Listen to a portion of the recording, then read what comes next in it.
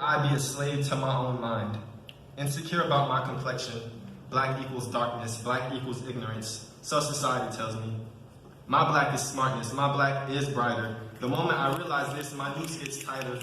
Because the white light, my black is smartness, my black is brighter. The moment I realize this, my noose gets tighter. Because the white light that once called my name understands that it's been tamed. Fighting for my life, this country should be ashamed. I've cut myself loose from this paradoxical hand. Me and Bilal are brothers no more. A wise man once said, if you know better, you do better. How could he be so sure? Knowing my black is better than the depressing dark keeps me light at the heart. Walking, breathing, unlearning and learning again, leaning towards success is finally time for a new trend. As I caress my neck, looking for scars, the noose has changed into chains of change. I see that what I want and what I need aren't too far apart, like my left brain and my right brain. Next time you speak to me, there will be no next time, for I've caught a train at the Underground Railroad on my way to days of glory. Strange fruit, I was once this story.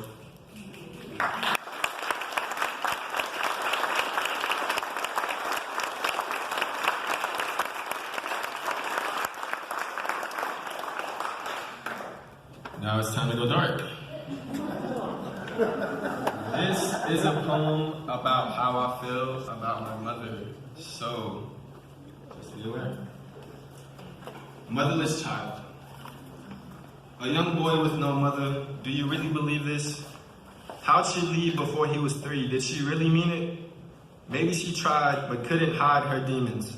They were too strong, and not before long she had to leave you. She knew not what she'd done for you or her son. After all this time, her absence has been no crime. Mama was motivation and a correlation to pain and prosperity. Leaving her son, knowing she couldn't take care of me, daringly sparing me the hardships she went through. Traumatic, this is true. I digress again. Because at least time flew by was all I wanted. Closure closed the door that drove me to feel daunted. Acceptance is a curse, and now I feel haunted by a remorseful mother who is no more. That's it.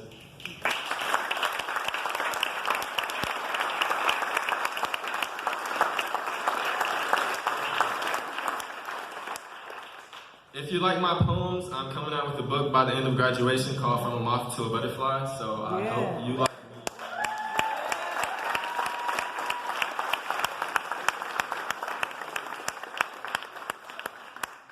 Let us know when that comes out. Yeah. All right, moving on, we got Ms. Ariana Warren from Eastside.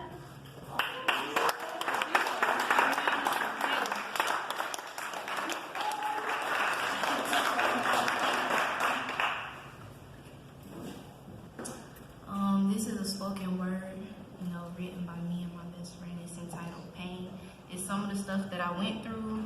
I ain't never really shared it with nobody. I mean, she heard it before. Okay. Sometimes I want to vent, but I just keep to myself because I don't want to feel that pain. I put those feelings on the show, and sometimes you gotta laugh it off just to keep from crying. But my life not what it seems. You have to read between the lines. I've always loved love, but it ain't never loved me back. Love ain't supposed to hurt and leave those scars on your back. I know those late nights where your stomach won't let you eat, your mind steady racing, your body won't let you sleep. Sometimes I feel trapped. I be fighting with myself. I was showing all the signs and I was crying out for help. I guess ain't nobody see me. I was struggling with my demons, and yeah, I stayed quiet. I didn't talk. I had my reasons. I got 99 problems, but I'm left with one question like, Lord, why me? Because I can't see this as a blessing. I walk up to my house and I just see a crime scene with a 14-year-old victim. I see his face when my mind sleep. When I be under you, I feel so out of place. How could you think that I was lying? You seen those tears on my face? 72 hours straight. Can't even look at my reflection. I'm trying to keep my head on straight, but I can't deal with my depression. I've been holding it in for so long and I've really been done wrong. I'm so tired of hearing it's going to be okay, man. I'm so tired of being strong.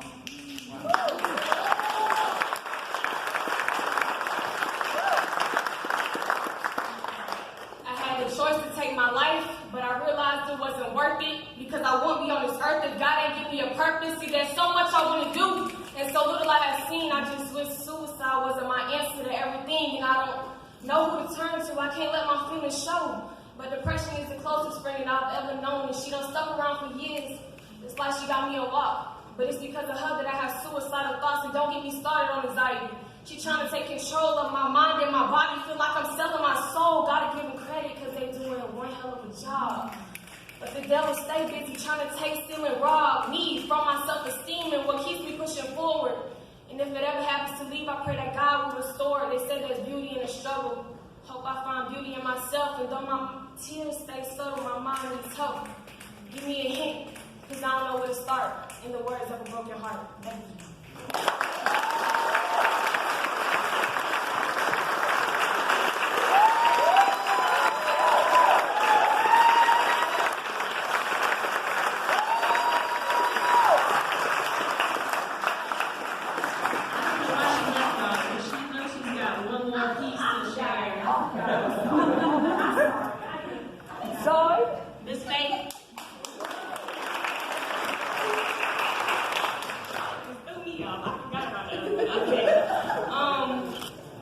Welcome to this generation of mine where you can be everything and nothing at the same time.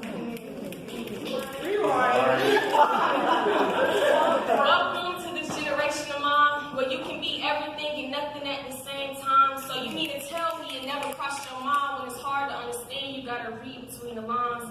See if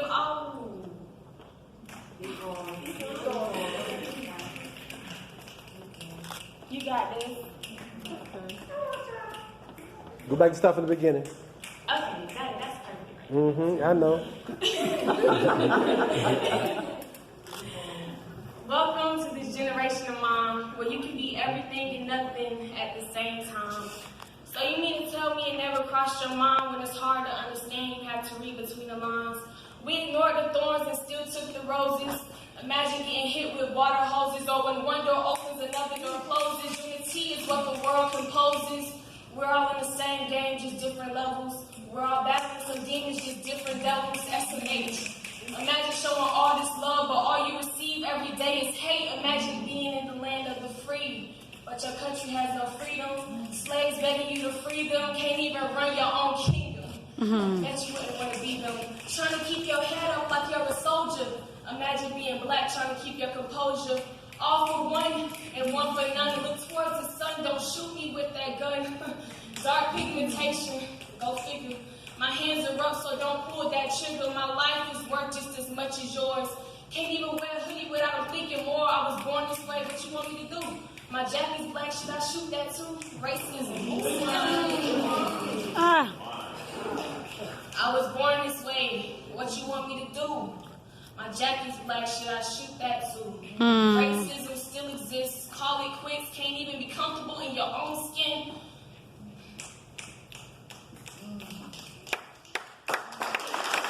Nervous, but I'm a performer, so it's kind of weird being nervous in front of a bunch of people. So my poem is called Broken Heart Syndrome. Welcome to the line. Sorry, I have a really quiet voice. My poem is called Broken Heart Syndrome. I was born with a glass heart and a crystal soul, offering up my fragile love by mistake because I was blindsided by benefit of the doubt. I was sculpted into a being with eyes that told stories far different than the nightmares that ensnared my thoughts caged in my aching bones. Each time I fell to my knees and whimpered baby sobs from my peach-flushed lips, my glass heart cracked. Each time I rolled over under the heavy comforter of my bed and wished I could disappear into my mattress. Wished so badly I could claw my way out of my own body to escape the poison seeping into my blood, my glass heart cracked. I couldn't count the cracks in my little chandelier heart on one hand even if I tried. It's encased in a film of spiderweb-like wounds, leaving permanent scars that won't fade with time, but only become less noticeable compared to the deeper ones. I was so used to bending down with a broom and dustpan to pick up the pieces of my cracked glass heart that I barely had time to reassemble it before I was sweeping my dignity and broken trust into a plastic bin. I gave up and gave in to the unmistakable fragility and my dire case of broken heart syndrome, only trying to lessen the blow by anticipating the hurt. And then I met him. Only he was not born with a heart made of glass. He charmed me with his chocolate brown puppy dog eyes and the way his lips curled at the edges when he said he loved me. He charmed me with the way his warm lips melted into mine, and like the way wax dripped down a candle. He is Adonis and I am Venus, telling each other 1,000 honey secrets and planting lovesick kisses on one another's skin, and yet not cloy thy lips with loathed satiety, but he made me long for more. If he is the moon, then I am the sun, dancing playfully in a sunset sky, painting the world with colors tinged with love, counting the stars and forgetting my chandelier heart. Then my glass heart cracked, and his hands were the culprit. I sweep it up this time. I let the tears make salty rivers flowing down my light caramel-colored cheeks, and I wonder why I cried this time, only to realize he didn't crack it, he broke it. It hurt more this time. And it hurt more not only because it's broken now, my fragile love lay in pieces on the floor, but because it was done by fingertips that used to brush my cheek with doe-like eyes.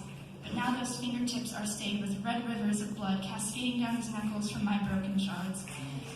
I swallow the pain and I swallow the screams, and I put the lid on the pot of my boiling over anger and sadness so I can try to pick up the pieces of a broken glass heart, a broken love, a broken soul, a broken human.